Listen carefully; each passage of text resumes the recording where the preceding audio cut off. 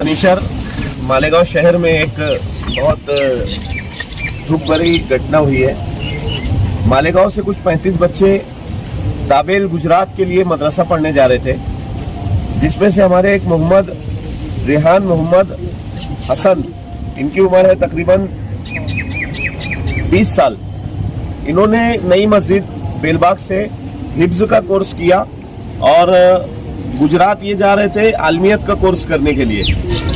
Luxury के अंदर total 35 बच्चे थे जो कि बकरीद के रोज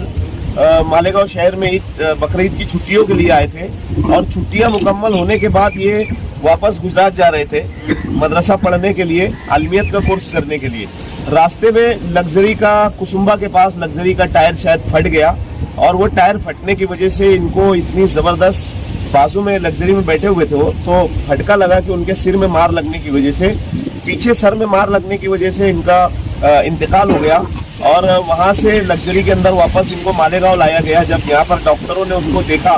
प्राइवेट हॉस्पिटल के अंदर तो उनकी रूह परवास कर गई थी और उसके बाद फिर उन लोगों ने रात में तकरीबन 3 बजे के करीब में सभी जिम्मेदारों ने, महल्ले के जिम्मेदारों ने सिविल हॉस्पिटल लेके आए और फज्र के बाद अभी यहाँ से कानूनी प्रोसीजर करने के बाद, पीएम पंचनामा वगैरह करने के बाद सिटी पुलिस स्टेशन के लोगों ने इनका पंचनामा, इनकेस पंचनामा किया और करने के बाद अभी तकरीबन 8 साढ़े 8 बजे के करीब में इनके घर वालों के ताबे में डेड बॉडी दे रहे हैं और शायद 12 बजे के करीब में तदफीन का वक्त रखा गया है। 12 बजे ना, 12 बजे के टाइम में इनका तदफीन का वक्त रखा गया है। तो हमारे मालेगांव शहर में ये हमारे लिए बहुत ही दुख भरी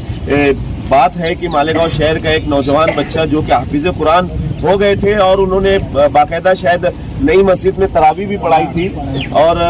अब आलमियत का कोर्स करने के लिए जा रहे थे, लेकिन अल्लाह की जो मर्जी, हम सब उनके गम में, उनके घर वालों के गम में बराबर के शरीक है और दुआ करते हैं अल्लाह रब्बुल इज्जत से कि अल्लाह उनको जन्नतुल फिरदौस में आला से आला मकाम अता करे।